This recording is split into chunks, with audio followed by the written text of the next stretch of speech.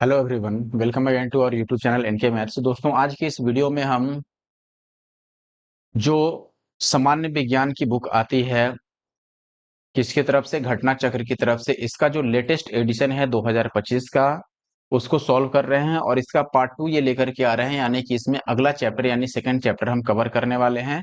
Chapter है आपका जैव विकास, जो कि जीव विज्ञान का ही चैप्टर है। और इससे पहले चैप्टर में हमने आपको पढ़ा दिया था, जिसमें अलग अलग जो उपशाखाएं होती हैं जीव विज्ञान की, जैसे कि आपका सेरिकल्चर हो गया, जिसमें अलग अलग चीजों का अध्ययन होता है। वो चीजें हमने पहले पार्ट में पढ़ा था। आपने नहीं देखा है तो जरूर देख लीजिए। और ये दूसरा लेक्चर है जीव विज्ञान का, जिसमें पहले हम नोट्स देखेंगे, ठीक है, और नोट्स के बाद हम आएंगे एमसीक्यूज पर। तो पहले मैंने हैंड रिटेन नोट्स अपने से जो तैयार किया है वो आपको पढ़ाऊंगा, फिर उसके बाद उसी नोट्स, देखो जितने भी क्वेश्चन हम करने वाले हैं उसी के नोट्स हैं। तो नोट्स अगर आप देख लेते हैं अच्छे से तो आपको एमसीक्यूज लगाने में कोई भी टेंशन नहीं होगा, बहुत ही आसानी से आप एमसीक्यूज को सॉल्व कर पाएंगे, ठीक है। तो आइए पहले नोट्स देखते हैं, फिर उसके बाद आएंगे एमसीक्यूज पर और क्वेश्चन नंबर 1 से स्टार्ट करेंगे। अंतिम लास्ट तक जरूर देखिए, क्योंकि सारे क्वेश्चन आपके पूछे गए हैं और लेटेस्ट क्वेश्चन भी हमने शामिल किए हैं, जो कि 17th बीपीएससी के। चलिए अब पहले क्वेश्चन पर आते हैं और पहले क्वेश्चन से स्टार्ट करते हैं। पहला क्वेश्चन है, दिए गए युगों के सही काल क्रमबद्ध को चुने, जो सबसे पुराना है वो पहले आएगा। यानी कि सबसे पुराना, फिर उससे नया, उससे नया, और आखिरी वाला सबसे नया होगा। ऑप्शन है आपके पास होलोसीन, प्लिस्टोसीन, प्लायोसीन, मायोसीन या फिर इयोसीन। और यही आपको अलग अलग ऑप्शन में आगे पीछे करके देखने को मिलेंगे। तो ओवरऑल हमें इन्हीं में देखना है कि इनमें सबसे पहले कौन आया था, यानी कि सबसे पुराना कौन है, उसके बाद उससे नया, उससे नया, टाइम के अनुसार बताना है दोस्तों, ठीक है। दूसरा ऑप्शन है आपके पास इयोसिन, यानी कि आखिरी वाला को पहले लाया, फिर मायोसिन, फिर प्लायोसिन, फिर प्लिस्टोसिन और होलोसिन। तो अगर आपको पता होगा दोस्तों, तो मैं बता दूं आपको कि यहाँ पर जो दूसरा ऑप्शन है वो सही उत्तर है। ये उल्टा बिल्कुल लिखा हुआ है, बिल्कुल विपरीत है, यानी कि ये सबसे नया वाला है और ये सबसे पुराना वाला है, ठीक है। अब थोड़ा इसके बारे में डिटेल में हम बात कर लेते हैं। जैसे आप देखेंगे जीवाश्मों के आधार पर जो जियोलॉजिकल टाइम है, ये मैंने पहले ही आरोही क्रम में आपको बताया था कि जो भूवैज्ञानिक काल होता है उस वो जस्ट उसमें जो सबसे छोटा टाइम पीरियड होता है उसको हम क्या बोलते हैं, काल, यानी एज। सबसे छोटी टाइम यूनिट को क्या बोलते हैं, हम काल बोलते हैं। फिर कई सारे काल को मिलाकर युग बनाया जाता है, युग बनता है, और फिर कई सारे युग मिलके कल्प बनते हैं, पीरियड। और कई सारे कल्प मिलके महाकल्प यानी कि एरा बनते हैं, और ऐसे ही कई सारे महाकल्प मिलके महायुग यानी कि ईयन बनाते हैं। तो सबसे बड़ी काल की इकाई हो गई महायुग और सबसे छोटी हो गई एज। इसी प्रकार आप देखेंगे यहाँ पर कि जो भूवैज्ञानिक वर्गीकरण है, इसके लिए इस्तेमाल करने के लिए युगों को, युग का मतलब हुआ क्या, एपक। तो युग को कई सारे अलग अलग पीरियड में बांटा गया है, जो आप यहाँ पर देखेंगे। इसमें सबसे नया जो है, अगर आप उल्टा बात करें, पहले तो इनको याद रख सकते हैं, जैसे इसमें इयोसीन से दिया हुआ था, ठीक है। इयोसीन से भी पहले आता है पैलियोसीन, फिर इयोसीन, उसके बाद आलिगोसिन, फिर आता है आपका मायोसिन, फिर प्लायोसिन, फिर प्लिस्टोसिन, और आखिरी है होलोसिन। तो होलोसिन सबसे नया है, तो होलोसिन तो बाद में आना ही था।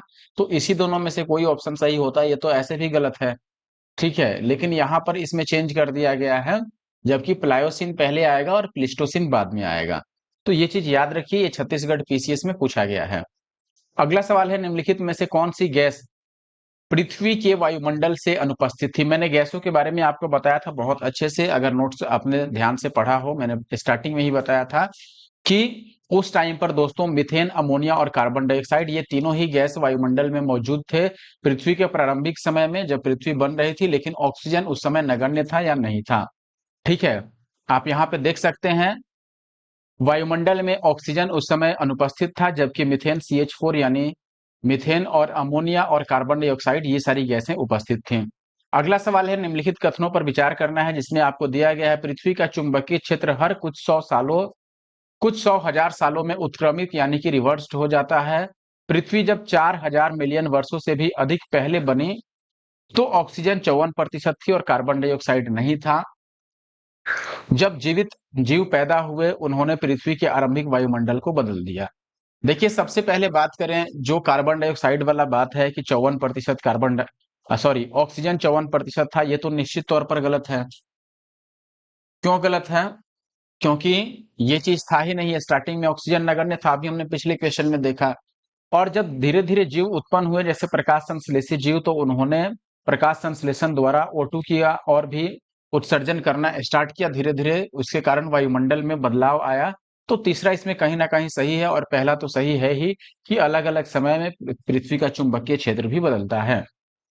ठीक है, अब आप देखेंगे यहाँ पर जो सही उत्तर था वो ऑप्शन सी था। ठीक है, यानी कि केवल पहला और तीसरा सही था, दूसरा गलत था। पृथ्वी के भूगर्भिक इतिहास के संदर्भ में पृथ्वी का चुंबकीय क्षेत्र प्रत्येक लगभग कुछ 100,000 वर्षों में उत्क्रमित हुआ है। विगत 5 मिलियन वर्षों में पृथ्वी का चुंबकीय क्षेत्र कम से कम 20 बार रिवर्स हुआ है। यानी पिछले 5 मिलियन वर्षों में पृथ्वी का चुंबकीय क्षेत्र कम से कम तो 20 बार जरूर उत्क्रमित हुआ है। और ऐसे ही 20 मिलियन वर्षों में यह उत्क्रमण प्रत्येक लगभग 2000 से 4000 वर्ष पर हुए हैं। ठीक है, और अगर पिछली बार पूछा जाए कि सबसे लास्ट टाइम यह उत्क्रमण कब हुआ था, तो यह 780,000 वर्ष पहले हुआ था। तो इस प्रकार पहला कथन तो सही है। दूसरा, आपको पता ही है कि O2 पहले अनुपस्थित था, तो दूसरा गलत है। और 3 बिलियन वर्ष पूर्व पृथ्वी में साइनोबैक्टीरिया की उत्पत्ति हुई थी। पृथ्वी पर साइनोबैक्टीरिया जो कि प्रकाश संश्लेषण करने में सक्षम थे, और इन्होंने प्रकाश संश्लेषण किया, और धीरे धीरे इसके कारण वायुमंडल में ऑक्सीजन की मात्रा बढ़ती गई और वायुमंडल भी बदला। तो ऑप्शन तीसरा भी यहाँ पर क्या है, कथन सही है। आगे बात करते हैं चौथे क्वेश्चन की। यहाँ पर क्या है, वर्तमान प्रमाण के अनुसार पृथ्वी पर जीव की उत्पत्ति कब हुई थी? बताइए। ऑप्शन है 20,000 वर्ष पूर्व, 1000 की तो बात ही मत करो, वहां पर मिलियन था, अरब था। ठीक है, ये भी 2 लाख है, और ये है 20 लाख, तो ये भी नहीं होगा, ऑप्शन डी सही होगा। आपको पता होगा कि सबसे पहले 4.6 अरब, चलो मैं आगे आ ही जाता हूं। देखिए यहाँ पर, अच्छा इसमें उतना डिटेल नहीं है, कोई बात नहीं। 4.6 अरब वर्ष पूर्व पृथ्वी पर जीवन की उत्पत्ति हुई। जीवन की उत्पत्ति, जिसमें आप देखेंगे कि सबसे पहले लगभग 4 अरब वर्ष पूर्व आदि सागर में, ठीक है, आदि सागर में न्यूक्लियॉन्स के रूप में कण उत्पन्न हुए, जो कि प्रकाश संश्लेषण करने में सक्षम थे। ठीक है, तो आदि सागर में न्यूक्लियॉन्स कण उत्पन्न हुए, जिनसे जीवित जीवों का निर्माण आगे होता है। और अगर बात करें हम प्रोकैरियोटिक को छोड़ करके यूकैरियोटिक जीवों का, जिनमें यूकैरियोटिक जटिल कोशिकाएं पाई जाती हैं, उनका उत्पत्ति लगभग 2 अरब वर्ष पूर्व हुआ था। ठीक है, प्रारंभ में जीव साधारण और एक कोशिकीय यानी यूनिसेल्युलर थे, फिर बाद में ये मल्टीसेल्युलर यानी बहुकोशिकीय होते हैं, और धीरे धीरे अन्य जीवों का विकास होता है। ठीक है, तो ये याद रखिए आप कि 4 अरब वर्ष पूर्व न्यूक्लियॉन्स बने थे, 4.6 अरब वर्ष पूर्व पृथ्वी पर जीवन की उत्पत्ति होती है, और यूकैरियोटिक यानी कि बहुकोशिकीय जीवों से बनने वाले जीव लगभग 2 अरब वर्ष पूर्व बने। अगला सवाल क्या है अपने पास, पृथ्वी पर सबसे पुराना जीव कौन सा है? ऑप्शन है नीलहरित शैवाल, कवक, युगलीना या फिर अमीबा। निश्चित तौर पर यह होगा नीलहरित शैवाल, और ये मैंने आपको बताया भी था। नीलहरित शैवाल जो है ये सबसे पहले उत्पन्न हुए थे। नीलहरित शैवाल इस टाइप के होते हैं, आपने नदियों में या जहां काफी पुराना पानी होता है वहां पर देखा होगा। ठीक है, नीलहरित शैवाल जो होते हैं वो पुराने जीव हैं, सबसे पुराने जीव हैं। ये प्रकाश संश्लेषण के माध्यम से ऊर्जा प्राप्त करते हैं, यानी अपना भोजन बनाते हैं। साइनोबैक्टीरिया के रूप में भी इन्हें माना जाता है, साइनोबैक्टीरिया, क्योंकि ये प्रकाश संश्लेषण करने में सक्षम है, इसलिए इनको नीलहरित शैवाल या साइनोबैक्टीरिया कहा जाता है। ठीक है, तो इतनी चीजें आपको याद रखनी है जो इंपॉर्टेंट थी, वो हमने आपको बता दिया। अगले सवाल पर आते हैं, the origin of species book किसने लिखा था? लिनियस ने, लेमार्क ने, डार्विन ने या फिर मेंडल ने? द ओरिजिन ऑफ स्पीसीज, तो अगर मैंने आपको पढ़ाया था जिसमें लेमार्कवाद, ठीक है, और म्यूटेशन थ्योरी और डार्विनवाद पढ़ाया था, तो उस समय मैंने बताया था कि डार्विनवाद जो थ्योरी था वो डार्विन की book the origin of species में प्रकाशित की गई थी, तो इसका ऑप्शन डी सही है। और ये बीपीएससी में 2019 में पूछा गया सवाल है, तो जरूर याद रखिए। ठीक है, ये हैं चार्ल्स डार्विन, जिन्होंने डार्विनवाद का सिद्धांत दिया था। और डार्विनवाद का सिद्धांत किस बुक में दिया था? The origin of species. तो द ओरिजिन ऑफ स्पीसीज जो बुक है ये डार्विन द्वारा 1859 में लिखी गई थी। चार्ल्स डार्विन जो थे वो इंग्लैंड के जैव विकासविद थे, और इनके द्वारा जो विकासवाद का सिद्धांत दिया गया उसको डार्विनवाद यानी कि डार्विनिज्म या प्राकृतिक वर्णवाद या प्राकृतिक चयन का सिद्धांत, थ्योरी ऑफ नेचुरल सिलेक्शन कहते हैं। और ये थ्योरी इन्होंने अपने द ओरिजिन ऑफ स्पीसीज नामक बुक में प्रकाशित किया था। तो ऑप्शन डी यहां पर सही है। अगला सवाल है, डार्विन द्वारा प्रस्तुत प्राकृतिक वर्णवाद निम्नलिखित में से किस पर आधारित है? ओवर प्रोडक्शन पर, struggle for existence and variations, या सर्वाइवल ऑफ द फिटेस्ट, या उपयुक्त सभी। मैंने बताया था आपको कि आखिरी के दो, जो डार्विनवाद के आखिरी के दो सिद्धांत थे, मैंने बोला था कि आप याद रखिए। उसमें यह जरूर था कि सर्वाइवल ऑफ द फिटेस्ट यानी योग्यतम की उत्तरजीविता, ठीक है, अतिजीविता, योग्यतम की अतिजीविता था। स्ट्रगल फॉर एग्जिस्टेंस था ही, यानी कि जीवन के लिए संघर्ष करना, स्ट्रगल फॉर एग्जिस्टेंस यानी अपना जीवन बनाए रखने के लिए, सरवाइव करने के लिए स्ट्रगल करना, और ओवर प्रोडक्शन, ये सब इनके जो प्राकृतिक चयन का सिद्धांत था उसके गुण थे। आप देखेंगे चार्ल्स डार्विन जो थे वे इंग्लैंड के जैव विकासविद थे। इन्होंने डार्विनवाद का सिद्धांत प्रस्तुत किया था, जिसको हम प्राकृतिक वर्णवाद या चयनवाद का सिद्धांत कहते हैं। और ये सिद्धांत इनकी पुस्तक प्राकृतिक चुनाव द्वारा जातियों की उत्पत्ति यानी कि द ओरिजिन ऑफ स्पीसीज में इन्होंने लिखा था। तो इस प्रकार ऑप्शन डी यहां पर सही हो जाता है, ठीक है। और इसमें ये प्राकृतिक वर्णवाद में over production, struggle for existence and variation, survival of the fittest, इन सभी पर आधारित था। अगला सवाल है, विकासवाद का सिद्धांत किसने प्रस्तुत किया था? तो आपने अभी पढ़ा कि विकासवाद का जो सिद्धांत था दोस्तों, वो किसने प्रस्तुत किया था? डार्विन ने, ठीक है। इनमें से किसी का तो नाम भी नहीं है। आपको देखेंगे कि लैमार्कवाद इससे रिलेटेड है, और म्यूटेशन थ्योरी है रिलेटेड, जो ह्यूगो डी ब्रिज ने दिया था। और विकासवाद का सिद्धांत डार्विन ने दिया था। प्राकृतिक चयनवाद का सिद्धांत भी इसे कहते हैं। ये सेम क्वेश्चन है, डार्विन ने विकासवाद का सिद्धांत दिया था, उसी का डिटेल यहाँ पर लिखा गया है। विकासवाद कहलाने वाला यही सिद्धांत आधुनिक जीव विज्ञान का नींव भी बना था, ये आपको पता होना चाहिए। 9th क्वेश्चन की बात करें, जैव विकास यानी इवोल्यूशन को सर्वप्रथम किसने समझाया? न्यूटन ने, आइंस्टीन ने, लेमार्क ने, या फिर चार्ल्स डार्विन ने? तो यहां पर आपको ऑप्शन में पता है कि पहले लेमार्कवाद आया, उसके बाद डार्विनवाद आया था, तो ये तो नहीं होगा। न्यूटन और आइंस्टीन तो इससे रिलेटेड थे ही नहीं, बायोलॉजी में नाम हटाइए इनका। डार्विन थे, डार्विनवाद आया, लेकिन लेमार्कवाद के बाद। तो लेमार्कवाद यहाँ पर सबसे पहले होगा। इसमें यही पूछा गया कि सर्वप्रथम किसने समझाया था। आप देखेंगे यहाँ पर कि जैव विकास यानी इवोल्यूशन परिकल्पना का पहला तर्क संगत सिद्धांत फ्रांसीसी जीव वैज्ञानिक जीन बैप्टिस्टे डी लेमार्क, ठीक है, ने प्रस्तुत किया था, जो 1809 में उनकी पुस्तक में छपी, ठीक है। और इनकी पुस्तक यानी कि जो डार्विन थे उनकी पुस्तक कब आई? 1859 में। तो निश्चित तौर पर इससे पहले इनकी पुस्तक छपी थी। पुस्तक का नाम था फिलॉसफी जूलॉजिक, जिसमें इन्होंने अपना लेमार्कवाद का सिद्धांत छापा था, और इसे लेमार्क का सिद्धांत या उपार्जित लक्षणों की वंशागति का सिद्धांत कहते हैं। उपार्जित लक्षण क्यों? क्योंकि इन्होंने नियम बताया था कि जो अंग ज्यादा काम करते हैं वही सक्रिय रहते हैं, और जिनसे हम ज्यादा काम नहीं लेते हैं वो निष्क्रिय हो जाते हैं। इसलिए इनको उपार्जित लक्षणों का सिद्धांत भी कहा जाता है। विकास के उत्परिवर्तन का सिद्धांत, उत्परिवर्तन का मतलब हुआ म्यूटेशन थ्योरी। और मैंने बताया था कि म्यूटेशन थ्योरी किसने दिया था दोस्तों? ह्यूगो डी ब्रिज ने। अगर आपने नोट्स देखा है पहले स्टार्टिंग में जो मैंने बताया, तो आपको अच्छे से पता होगा। लेमार्क ने लेमार्कवाद या फिर उपार्जित लक्षणों का थ्योरी दिया था, और डार्विन ने विकासवादी सिद्धांत दिया था, जिसको प्राकृतिक वर्ण का सिद्धांत यानी थ्योरी ऑफ नेचुरल सिलेक्शन बोलते हैं, ठीक है। अगला सवाल वही है जिसका डिटेल यहां पर आपको मिल जाएगा। सवाल था उत्परिवर्तन के सिद्धांत के बारे में। तो उत्परिवर्तन सिद्धांत यानी म्यूटेशन थ्योरी हॉलैंड के पादप शास्त्री यानी बोटेनिस्ट जो थे ह्यूगो डी ब्रिज, इन्होंने दिया था। और इनके अनुसार नई जाति की उत्पत्ति अचानक एक ही बार में होने वाली स्पष्ट एवं अस्थायी वंशागत एवं विभिन्नताओं यानी कि उत्परिवर्तनों के कारण होती है। और पहला सदस्य जिसमें उत्परिवर्तन के लक्षण दिखाई देते हैं उसको म्यूटेंट यानी उत्परिवर्ती कहते हैं। और इन्होंने किस पौधे पर अपना प्रयोग किया था ये जरूर याद रखिए, सांध्य प्रिमरोज, सांध्य प्रिमरोज, ठीक है। अगला सवाल है, सूची 1 और 2 को सुमेलित करना है। पहले सूची में सिद्धांत का नाम दिया है, दूसरे सूची में सिद्धांत बनाने वाले को दिया गया है। जैसे विकास का सिद्धांत, उत्परिवर्तन का सिद्धांत, एक जीन की एंजाइम की परिकल्पना, और ओपेरॉन अवधारणा। देखो सबसे पहले तो आपको ये जरूर याद होगा कि विकास का सिद्धांत डार्विन ने दिया था, और म्यूटेशन थ्योरी किसने दिया था? ह्यूगो डी ब्रिज ने। तो ए को मिलाएंगे हम 4 में, और बी को किस में मिलाएंगे, 3 में। तो ए 4 और बी 3, देखो ए में 4 यहां पर है यानी ये दोनों गलत हो गया, बी में 3 भी यहीं पर है। तो अब इसके अलावा एक और कम से कम आपको चाहिए, ए 4 और बी 3 तो हो ही गया। ठीक, चलिए इसके अलावा एक और मैं आपको बता देता हूं ताकि हम आंसर मार्क कर पाए। जो सी वाला है, एक जीन की एक जीन एक एंजाइम की परिकल्पना, ये दिया था बीडल और टैटम ने। किसने, बीडल और टैटम ने। तो एक किस में मिलेगा, सी में। तो सी का एक, देखो ये दोनों सही हो रहा था, इसमें सी का एक इसमें है, तो ऑप्शन बी आपका सही हो गया।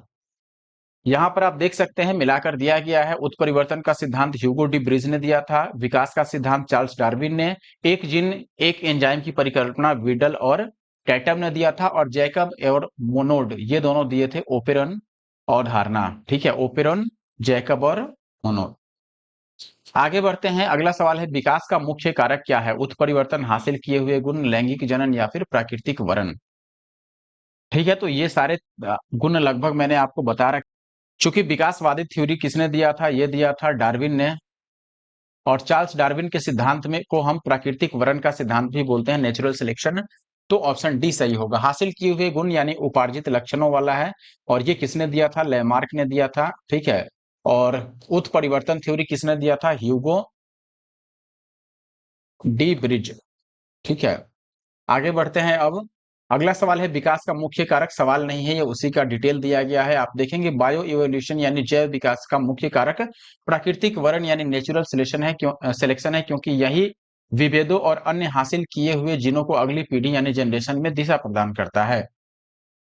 और प्राकृतिक वरण या चयन एक ऐसी प्रक्रिया है जिसके कारण जीवों की आबादियों में जीन रूपों जीनोटाइप्स तथा एलीली जीनों दोनों का ही आवृत्तियों में महत्वपूर्ण परिवर्तन होता है।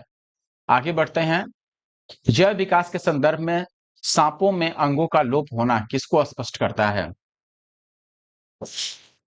बताइए। अंगों का उपयोग और अनुपयोग किए जाने से, बिलों में रहने के प्रतिकूल अनुकूलन से, प्राकृतिक चयन से, या उपार्जित लक्षणों की वंशागति से। तो ये आंसर आप निश्चित तौर पे मार्क कर पाएंगे अगर आप नोट्स देखे हैं मेरे। तो जो नोट्स मैंने स्टार्टिंग में दिखाया था, मैंने बताया था कि उपार्जित लक्षणों की वंशागति वाली जो थ्योरी है, जिसको लेमार्कवाद हम बोलते हैं,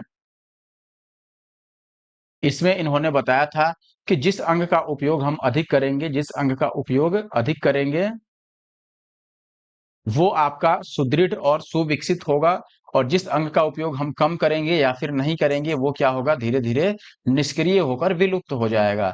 तो यही बात है, यहाँ पर अंगों के उपयोग और अनुपयोग किए जाने से ये संबंधित है। यानी कि अंगों का उपयोग, जिसका नहीं उपयोग हो रहा होगा वो निश्चित तौर पर उसका लोप हो जाएगा। तो 13 का जो सही उत्तर होगा वो ऑप्शन ए होगा। आगे हम डिटेल देख लेते हैं। यहाँ पर देखिए, फ्रांसीसी जैव वैज्ञानिक लेमार्क के अनुसार जैव विकास के क्रम में परिवर्तन शरीर के अंगों के उपयोग और अनुपयोग यानी यूज एंड डिसयूज के कारण होते हैं। बदलते वातावरण में जीवधारी नई आवश्यकताओं की पूर्ति हेतु अपने कुछ अंगों का प्रयोग अधिक करते हैं। जैसे वातावरण बदलता है तो जिस टाइप का हमें आवश्यकता होता है उसके अनुसार हम किसी अंग का उपयोग ज्यादा और किसी अंग का उपयोग कम करते हैं। इसके कारण अधिक उपयोग करने वाले अंग सुदृढ़ और सुविकसित हो जाते हैं, और जिन अंगों का प्रयोग कम होता है वो धीरे धीरे निष्क्रिय होके लुप्त हो जाते हैं। जिसका उदाहरण हमारे शरीर के अवशेषी अंग हैं, जिनका कार्य नहीं था शरीर में या जिससे कार्य नहीं लिया शरीर ने, तो वो धीरे धीरे अवशेषी अंग हो गए। यानी कि आज के समय पर उनका कोई काम नहीं है शरीर में, उनको काट के हटा भी दीजिएगा तो कोई समस्या नहीं होगी। ठीक है, और इसी पर आधारित है सर्पों यानी स्नेक्स में टांगों का अपाद यानी लिम्बलेस। अगला सवाल है, जीवों में अत्यधिक विविधता का कारण क्या है, अनुकूलन, उत्परिवर्तन, सहभागिता या बहुगुण सूत्रता। अभी हमने पढ़ा था, देखो ये तीनों तो निश्चित तौर पर नहीं होगा। उत्परिवर्तन सिद्धांत अभी हमने पढ़ा था कि इसी में अलग अलग विविधता होती है और नई जातियों की उत्पत्ति होती है उत्परिवर्तन से। और जो सबसे पहला सदस्य होता है जिस पर उत्परिवर्तन के लक्षण दिखाई देते हैं उसको उत्परिवर्ती या म्यूटेंट बोलते हैं। आगे आप देख लेते हैं, वैज्ञानिकों का वह समूह जिसने प्रकृतिवाद के सिद्धांत को आधुनिक रूप से दिया उन्हें नौ डार्विनवाद हम कहते हैं। ठीक है, यानी न्यू डार्विनिज्म। आधुनिक नौ डार्विनवादियों के अनुसार जीवों में साधारण परिवर्तनों के उपरांत नए जीव बनते हैं। यानी जो परिवर्तन होते हैं धीरे धीरे जीन में परिवर्तन, तो जीनों में परिवर्तनों से नए जीव बनते हैं जिनमें जिससे उनमें विभिन्नताएं बढ़ जाती हैं। इन परिवर्तनों को उत्परिवर्तन यानी म्यूटेशन कहते हैं और ये स्पष्टतः वंशागत होते हैं। पीढ़ियों में वर्ण द्वारा नई जातियों की उत्पत्ति होती है। तो ऑप्शन सी यहाँ पर सही उत्तर है। अगला सवाल है, निम्नलिखित में से कौन सा सजीव एक सजीव है जो जीवों की एक नई जाति उत्पत्ति के लिए सर्वाधिक महत्वपूर्ण घटक है। ठीक है, तो बताइए कौन सा एक सजीव है जो जीवों में एक नई जाति की उत्पत्ति के लिए सर्वाधिक महत्वपूर्ण घटक है।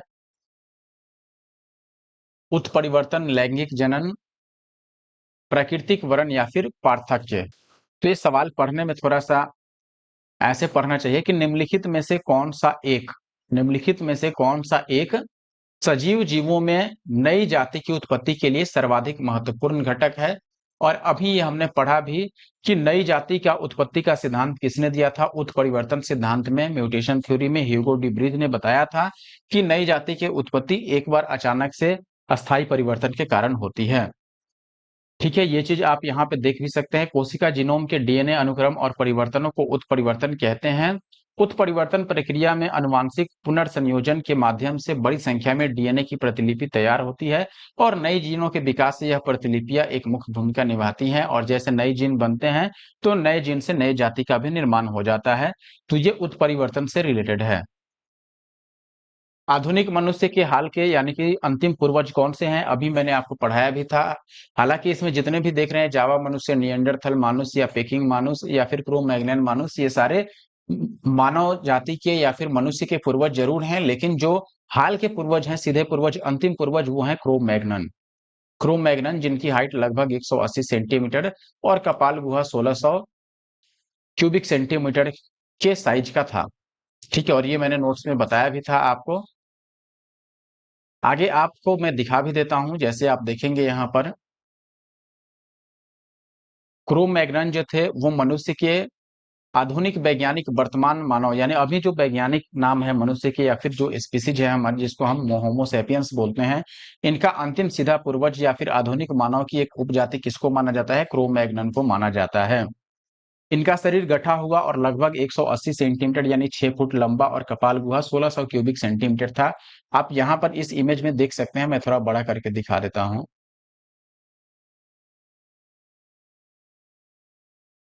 एक मिनट, देखिए यहाँ पर ये जो हैं ये सबसे पहले के हैं। ठीक है, ये सबसे आधुनिक और सबसे अंतिम क्रोमैग्नन हुए जो मानव जाति के या होमोसेपियंस के पूर्वज थे, अंतिम पूर्वज क्रोमैग्नन। इनकी हाइट आप देखेंगे 180 सेंटीमीटर के आसपास थी। निएंडरथल इनसे ठीक पहले वाले थे और इनसे पहले वाले थे ये।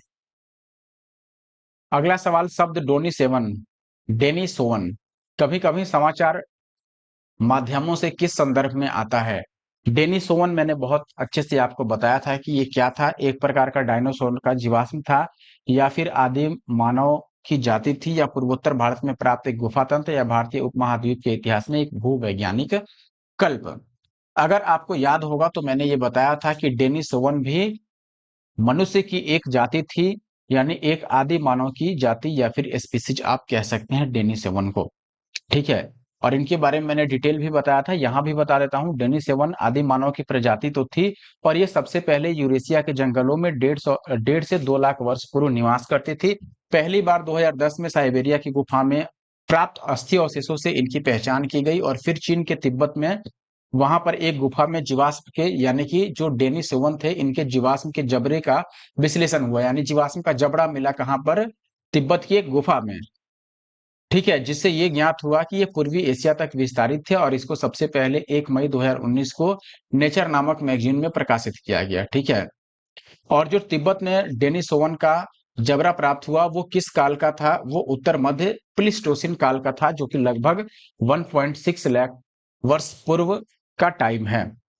ठीक है, और इनको होमोसेपियंस और निएंडरथल से पृथक तीसरे प्रकार का समकालिक मानव प्रजाति माना जा रहा है।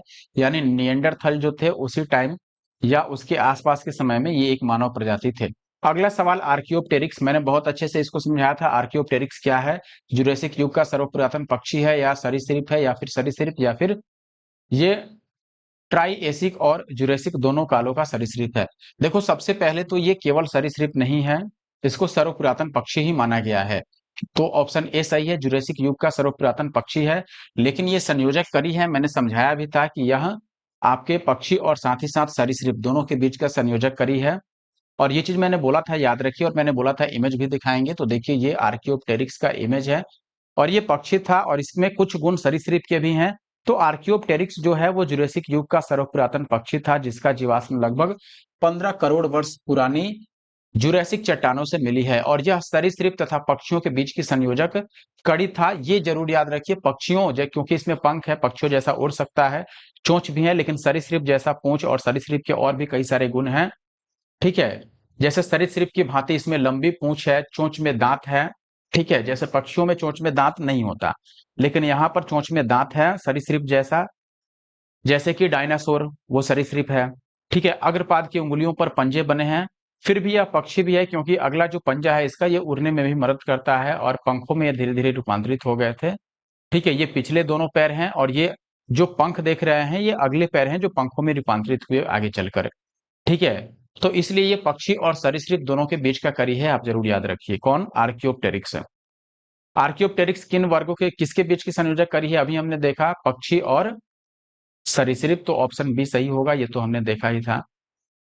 अगला सवाल है, मैमथ किसका पूर्वज है? कुत्ते का, घोड़े का, ऊंट का या हाथी का? तो मैंने बताया था कि मैमथ हाथी का पूर्वज है। हाथी के जैसा मैंने बोला था, इसके शरीर पर बाल, हाथी अभी के हाथी पर शरीर में बाल, शरीर पे बाल नहीं होते हैं उतने लंबे, लेकिन जो मैमथ थे उनके शरीर पर लंबे बाल होते थे। आप यहाँ पे देख सकते हैं डायग्राम, और यहाँ पर साफ शब्दों में बोला गया है कि मैमथ साइबेरिया के टुंड्रा प्रदेश में बर्फ में दबे एक हाथी का पूर्वज है। खास करके ये हिम युग में पाए जाते थे, यानी ठंडे इलाकों में पाए जाते थे, और ठंडी से बचने के लिए इनके शरीर पर इतने लंबे लंबे बाल मौजूद होते थे। तो साइबेरिया के टुंड्रा प्रदेश में के बर्फीले इलाकों में मैमथ पाए जाते थे, जो हाथी के ही पूर्वज हैं, हाथी के जैसे ही दिखते थे। अभी यह विलुप्त हो चुका है, परंतु बर्फ के कारण इनका मृत शरीर आज भी सुरक्षित मिला है। और मैमथ का जो वैज्ञानिक नाम है ये मैमथस प्राइमिजेनियस है, और ये हाथी के पूर्वज माने जाते हैं। अगला सवाल है आपके पास, डायनासोर थे यानी किस युग में थे? सिनोजोइक सरीसृप, मेसोजोइक पक्षी, पैलियोजोइक, एम्फीबिया या फिर मेसोजोइक सरीसृप? तो सबसे पहले ये पक्षी तो नहीं थे, ये किस कैटेगरी में थे? रेप्टाइल की कैटेगरी में, यानी कि ये सरीसृप थे। ठीक थे, और ये किस युग के थे? मेसोजोइक यानी मध्य, मैंने बताया ही था। तो मेसोजोइक ये सरीसृप हुए, तो ऑप्शन डी यहाँ पर सही होगा। पक्षी तो होगा नहीं, एम्फीबिया भी नहीं होगा, ऑप्शन डी 21 का सही उत्तर है। डिटेल देख लेते हैं थोड़ा, आप देखेंगे कि डायनासोर जो हैं वो विशालकाय रेप्टाइल्स थे, सरीसृप थे, जो कि मध्यजीवी या मेसोजोइक महाकल्प में पाए जाते थे। और मध्यजीवी महाकल्प को तीन अलग अलग कल्पों यानी ट्राइसिक, जुरैसिक और क्रिटेशियस कल्प में बांटा गया है। ठीक है, और क्रिटेशियस में डायनासोर, पुष्पीय पादप, स्तनियों इत्यादि का विकास होता रहा, किंतु अंतिम चरण में उत्तरी महाद्वीपों के जुड़ने के कारण गोंडवाना महाद्वीप जब पृथक हुआ, तो ऐसे में पृथ्वी पर उल्कापिंडों को गिरने से डायनासोर सहित लगभग 76% जातियों की व्यापक विलुप्ति हो गई थी। तो ये बहुत बड़ा उस समय प्राकृतिक आपदा कह सकते हैं आप, था। अगला सवाल है, डायनासोर थे, तो ये तो अभी हमने देख लिया, मेसोजोइक युग में, option C is the right answer. Next question है और आखिरी सवाल है इस वीडियो का, जीवों के विकास यानी इवोल्यूशन के संदर्भ में निम्नलिखित में से कौन सा अनुक्रम सही है? पहला है ऑक्टोपस, डॉल्फिन और शार्क, फिर है पेंगोलिन, कच्छप, बाज और सैलामेंडर, अजगर और कंगारू, या फिर मेढक, केकड़ा और झींगा? सही उत्तर है दोस्तों ऑप्शन डी, यानी मेढक, केकड़ा और झींगा, ये एक सही इवोल्यूशन दिखाता है। आप देखेंगे सैलामेंडर का विकास काल जो है वो सबसे पहले यानी कि लगभग 360 मिलियन वर्ष पूर्व का है। उसके बाद अजगर यानी सरीसृप का विकास होता है। अच्छा, ऑप्शन सी सही है, ये गलत लग गया, ऑप्शन सी सही है, यहाँ पर ध्यान रखिए, मेढक, केकड़ा और झींगा नहीं। तो सैलामेंडर यानी टाइम पीरियड के अनुसार सजाया है, पहले सैलामेंडर का विकास हुआ, फिर सरीसृप यानी सरीसृप में अजगर भी आता है, तो उसके बाद अजगर, और उसके बाद यानी कि लगभग 300 मिलियन पूर्व वर्ष अजगर का हो गया, तो 145 मिलियन वर्ष पूर्व कंगारू का निर्माण हुआ या फिर कंगारू का विकास हुआ पृथ्वी पर। तो इस प्रकार ऑप्शन सी सही है। ठीक है, और ये आखिरी क्वेश्चन था। वीडियो कैसा लगा जरूर से मुझे कमेंट करके बताइएगा, और अगर वीडियो पसंद आया तो वीडियो को लाइक करना बिल्कुल मत भूलिए, और चैनल हमारा जो है एनके मैथ्स इस यूट्यूब चैनल को सब्सक्राइब करना बिल्कुल ना भूलें। ठीक है, वीडियो को शेयर कर दीजिए। मिलते हैं नेक्स्ट वीडियो में। Thank you for watching the video.